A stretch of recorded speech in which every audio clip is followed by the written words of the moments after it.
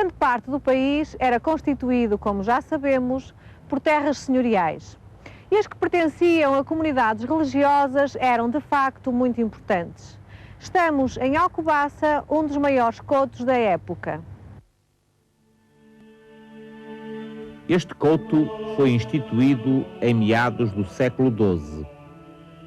Tinha vastas e boas terras de cultura, onde viviam muitos camponeses com um modo de vida idêntico ao das outras terras senhoriais. O centro da vida era o mosteiro, constituído por um vasto conjunto de edificações onde viviam os monges, membros da comunidade religiosa.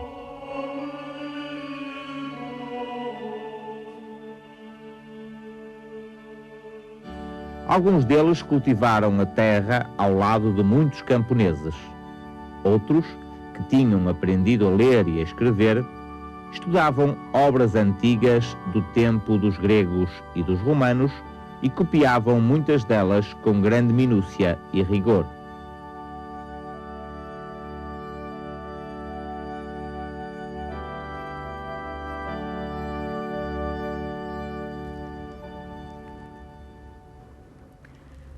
Numa época em que a imprensa ainda não existia, as cópias feitas pelos monges contribuíram para que ainda hoje se conheçam muitos documentos antigos. Muitos destes manuscritos são verdadeiras obras de arte, quer pela letra ornamental que utilizavam, quer pelas belas gravuras com que os monges as iluminavam.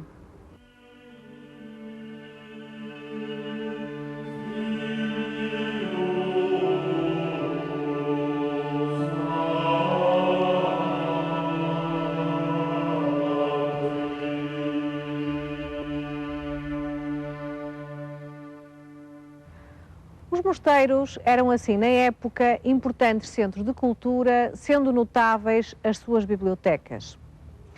Aliás, o clero era então o grupo social mais culto e instruído. Ensinavam e mantinham escolas às quais só tinham acesso os futuros clérigos e alguns filhos de nobres.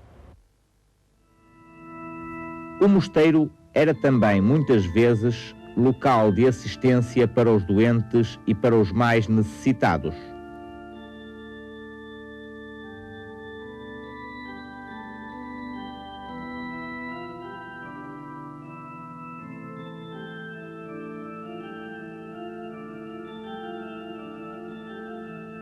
Os monges repartiam assim o seu tempo entre as atividades de subsistência, de cultura ou de auxílio e dedicavam ainda grande parte do seu dia à oração.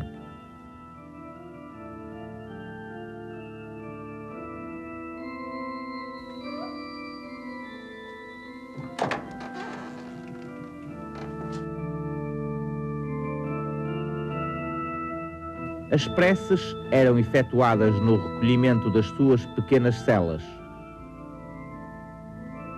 No grande refeitório, que albergava toda a comunidade, no claustro do mosteiro onde descansavam das fadigas do dia e na igreja.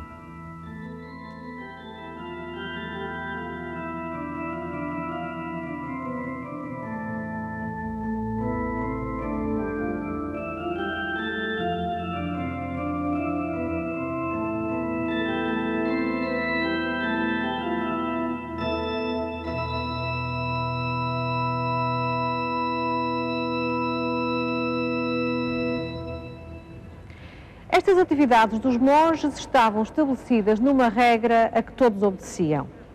A comunidade religiosa era chefiada pelo abade. Alguns abades dos mosteiros eram tão importantes que participavam no conselho do rei. Grande parte da vida religiosa do mosteiro desenrolava-se na igreja. Esta é uma das mais notáveis da época. Como podemos observar, é uma grande igreja de paredes elevadas e de vastas naves, onde cabiam muitos fiéis.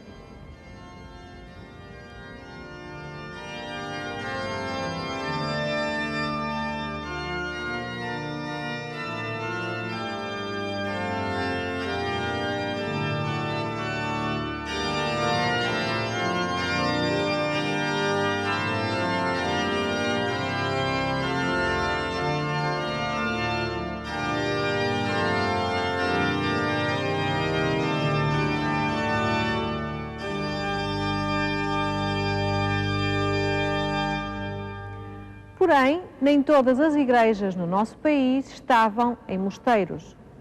Muitas delas foram construídas no início da nacionalidade graças à fé e ao trabalho das populações.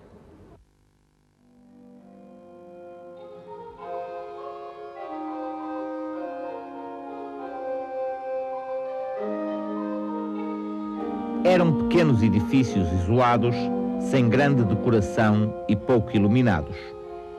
Outras, pelo contrário, são belas catedrais erguidas em cidades importantes, onde residia o bispo, o outro cargo religioso muito importante na época.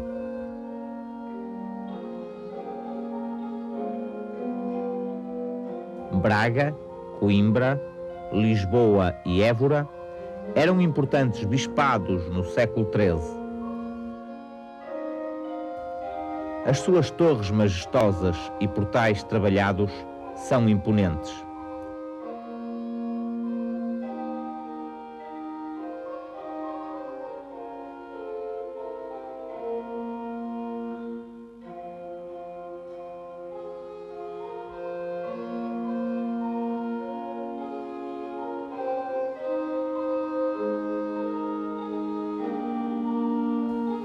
Todos estes edifícios tinham, a princípio, paredes grossas, com pesados contrafortes e poucas aberturas, o que propiciava um ambiente pouco iluminado, como sucede na sede de Coimbra.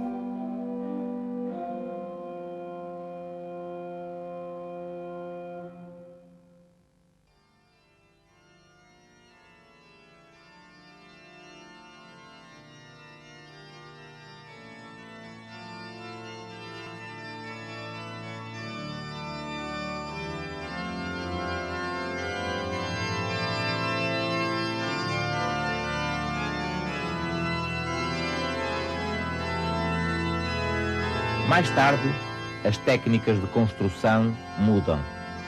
As igrejas passam a ter paredes mais finas e altas, janelas rasgadas, muitas vezes decoradas com vitrais coloridos, que permitiam um ambiente mais iluminado.